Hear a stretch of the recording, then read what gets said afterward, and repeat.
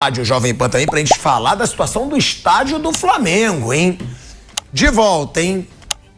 De volta à Rádio Jovem Pan, agora na rádio, YouTube, TV Jovem Pan, pra falar, né? A gente falou muito aí da seleção brasileira, vai enfrentar a Argentina no Maracanã. Uma coisa que eu lamentei também é o fato do Vinícius Júnior não jogar no Maracanã.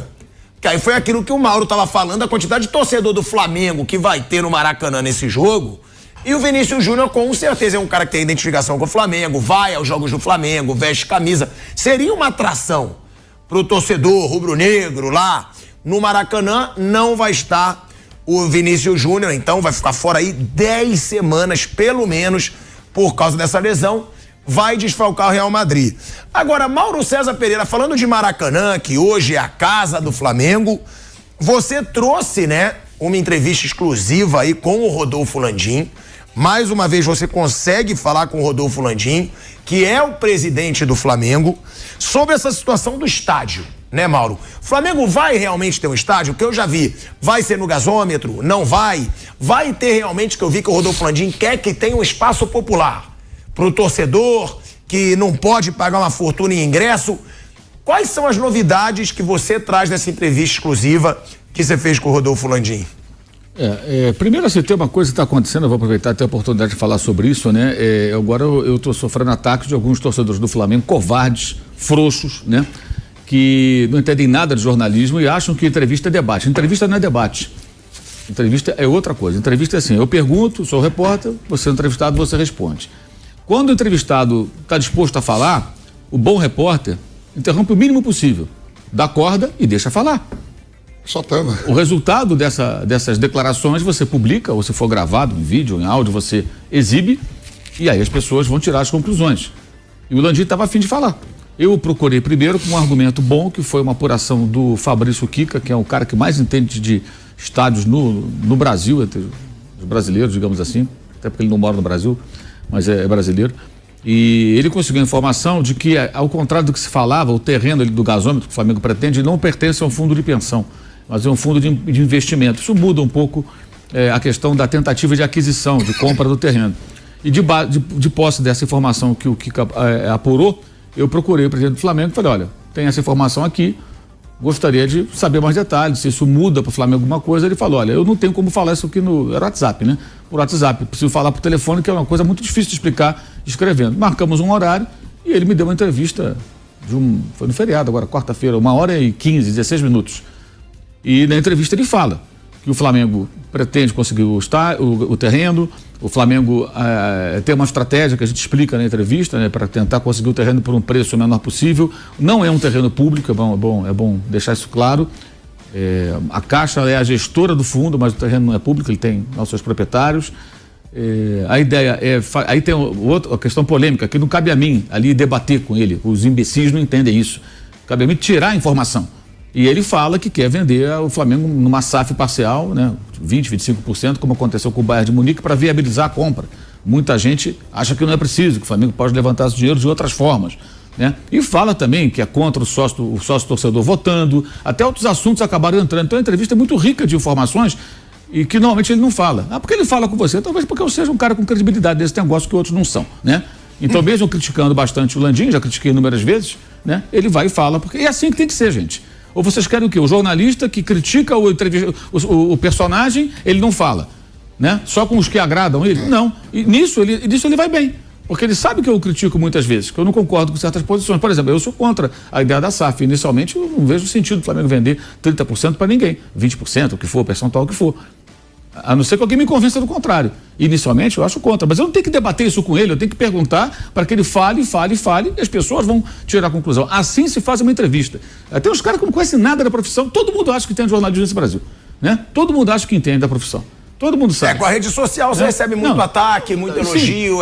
Não, assim, mas o cara acha que entende da profissão. Ele acha que sabe conduzir uma entrevista. O cara nunca entrevistou nem o síndico do prédio dele. Ele acha que sabe conduzir uma entrevista. Aqui tinha que perguntar. Não, muitas vezes você não tem que perguntar. Você tem que deixar falar.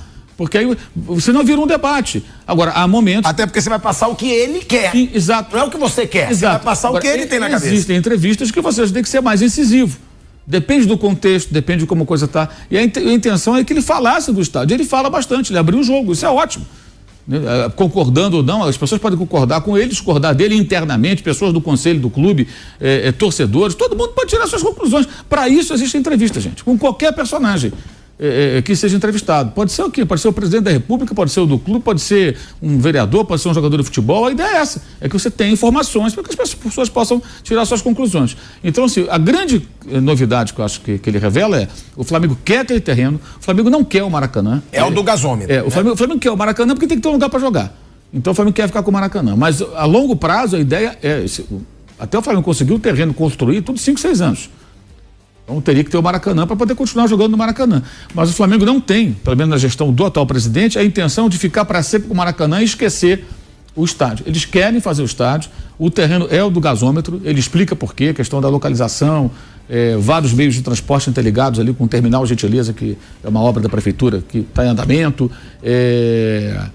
Aí ele fala também que a ideia, não tem projeto, não tem nada ainda, não tem nenhum terreno. Depois do terreno você faz o projeto, né?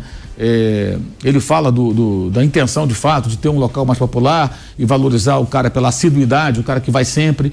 E ainda fala assim, o dinheiro grande, né? O dinheiro grande, no caso, vai vir do cara que vai comprar camarote, as empresas que vão ter espaços mais nobres ali, digamos assim, mais requintados para os seus convidados e tal, e que vão pagar caro por isso, como acontece nos grandes estádios do mundo, né? Aí ele cita amplamente a questão do Bayern de Munique, ele esteve lá na Alemanha, ele se inspira muito no modelo que o Bayern utilizou para... Não vai ser igual ao do Palmeiras, por exemplo, entrar uma empresa sozinha... E ele rejeita veementemente ter um parceiro no estádio. Ele admite vender um percentual do futebol do Flamengo como SAF, um percentual minoritário. O Flamengo continuaria tendo... O Vasco agora, o Pedrinho foi eleito presidente. O Vasco tem 30% da SAF do futebol. Então o Vasco, ele não manda. Quem manda é a 777, que está lá os 70%. A ideia dele, que ele apresenta, é fazer uma SAF do futebol, mas vender um percentual menor. Digamos 20, 25, como o Bahia.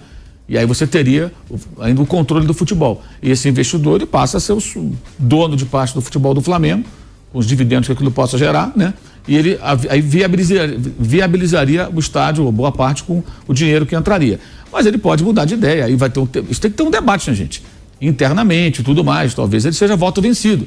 Ah, não, vamos pegar um financiamento. Ele fala, o Flamengo pode pegar dinheiro hoje do banco a juros muito baixos, até ele fala assim, o banco empresta dinheiro para quem não precisa, né? E é verdade. O banco dá juros baixos para quem tem dinheiro para pagar. Quem sabe que vai pagar. O cara que está duro, o banco bota os juros mais altos, porque sabe que a dificuldade, o risco é maior. Isso no mundo inteiro é assim. Então ele fala, o Flamengo pode pegar um financiamento, ele tem condições de fazer, de fato. Aí tem coisas que ele fala que são realmente interessantes, são importantes. Quando eles chegaram no clube, ele estava lá, no primeiro mandato do Bandeira, de Melo, em 2013, o Flamengo devia 750 milhões, tinha uma receita de 212 e essa receita anual não cobria os custos do clube, do futebol do clube. Então o Flamengo era deficitário e tinha uma dívida colossal. Hoje o Flamengo fatura 1,3 bi aproximadamente, tem uma dívida controlada de 200 e poucos milhões. Ah, por que não quita? Porque ela está toda controlada, boa parte está no refis. São dívidas com o Estado, que você vai pagando a perder de vista numa negociação que foi feita, que vários clubes participaram, e o Bandeira de Melo foi muito importante, inclusive, no refis. Sempre faço questão de lembrar isso por justiça. Então, o Flamengo tem a dívida controlada, uma receita alta, deve bater recorde esse ano mesmo, que não ganha título nenhum, né? Então o Flamengo tem condições hoje de fazer um endividamento controlado para construir um estádio e buscar parceiros. Mas ele não quer ter um sócio e quer que seja um estádio de futebol.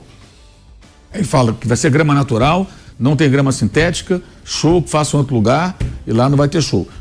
Agora, aquela coisa. Para isso também vem uma série de coisas que tem que ser discutidas, né?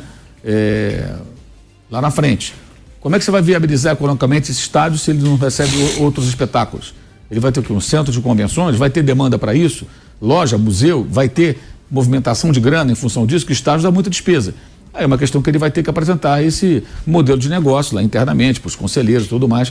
Assim, mas é tudo muito embrionário. O importante é que existe um plano concreto. E ele quer até conversar com o presidente da Caixa na semana que vem. Está tentando marcar uma conversa, uma reunião, para conversar com o presidente da Caixa, que assumiu há pouco tempo, o novo presidente da Caixa, já mudou algumas vezes nos últimos meses. Porque a Caixa é a gestora do fundo de investimentos que é dono do terreno. E aí, o que ele defende? A ideia que ele defende é comprar o terreno a um preço menor e os donos dos terrenos vizinhos vão lucrar, na visão dele, porque ele acha que o estádio vai trazer atividade econômica para um local onde não acontece nada. O lugar está parado, só dá prejuízo. E o fundo esse fundo aplicou ali cerca de 5 bilhões ali naquelas obras ali da prefeitura, e ele está deficitário, está dando prejuízo. Então é um cenário muito favorável para o Flamengo comprar o terreno.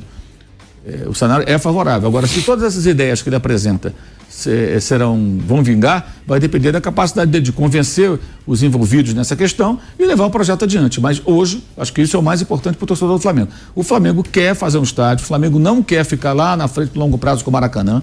O Maracanã, na verdade, é um grande paliativo por um período longo até que essa obra possa ser concluída. E tem um plano, tem uma estratégia. O Flamengo tem um projeto para levar isso adiante. Não está mais no terreno só da especulação ou daquela coisa de, eles soltam alguma coisa sobre o estádio quando o time está mal. De fato, já aconteceu várias vezes. Ninguém é bobo aqui para achar que não teve.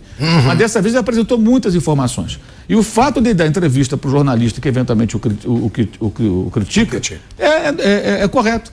É correto. Como o Eurico Miranda, uma vez, foi lá na ESPN dar entrevista para mim, para Cícero Melo, para João Carlos Albuquerque. E a gente criticava a beça do Eurico Miranda. E ele foi lá também. Você gostava do Eurico Miranda como dirigente? Não, eu acho que ele não foi um bom dirigente para o Vasco. Mas ele não ia dar entrevista só na rádio tal, onde o pessoal gostava dele, defendia ele até. Tinha lá gente lá que defendia incondicionalmente. Não, ele foi lá. Entrou lá no estúdio, tudo, a gente fez as perguntas, respondeu, concorda, não concorda. Isso foi uns 2, 3 anos antes da morte dele, inclusive. Então é isso. O dirigente, o político, o personagem, quando ele fala com o jornalista, não significa que o jornalista o defenda, por isso isso não é uma troca de favor, gente. Entrevista não é a favor do jornalista. Entrevista é satisfação à sociedade, no caso, ao torcedor daquele clube em questão. E tem muita informação boa ali. Agora, os biltres não são capazes de pegar essas informações, desenvolver um debate, apontar os questionamentos, né? Até para que uma outra oportunidade, se eu a tiver, poder fazer outros questionamentos para ele. Mas não, preferem um outro caminho. Mas enfim, é isso. No Brasil todo mundo entende de tudo. Todo mundo entende todos os assuntos, inclusive estamos cheios de mestres de jornalismo. Mal sabem escrever o próprio nome. A gente trouxe aí essa informação exclusiva, né, com o Mauro César Pereira, que fez essa entrevista exclusiva com o presidente, que não costuma, inclusive, falar muito, então é sempre bom trazer o que ele pensa. Salve, meus amigos, saudações rubro-negras, Plato Luz aqui na área. Deixa aí o seu like, meu amigo, deixa também o seu inscrição, se é a primeira vez aqui no canal, dá essa moral, deixa nos comentários a sua opinião e o que vocês acham aí, na verdade, sobre essa informação do Mauro César aí, dessa entrevista diretamente com Rodolfo Landim, segundo ele, falando sobre o nosso estádio, o possível estádio aí do Mengão, que nós tanto esperamos já faz tanto tempo. Eu, sinceramente, eu acho muito esquisito, época de eleição, tá chegando o final do ano aí, o Landim tá saindo com essa informação de estádio, todo final de ano, todo final de ciclo de presidente é a mesma coisa. Meu amigo, o que vocês acham? Será que é verdade dessa vez? Será que dessa vez o plano realmente vai ser partir para o estádio próprio? Apesar que tal coisa, saiu o edital do Maracanã, uma vergonha, um descalabro, e eu acho, tomara que dessa vez esses caras tenham aprendido, né? Que o Maracanã não tem como mais o Flamengo continuar só com o Maracanã. Eu não tô falando para deixar de jogar no Maracanã, mas não dá para contar só com o Maracanã. É impossível. O Flamengo, por mais que pegue a concessão por 20, 30 anos, toda vez que o Vasco entrar na justiça, ele vai jogar no Maracanã. E é isso que você, flamenguista, quer, um estádio onde você não possa personalizar com as cores do Flamengo, não possa ter nada do Flamengo, que o outro clube, o rival, possa entrar na justiça e jogar a hora que quiser, e nós vamos ficar bancando essa conta? Até quando?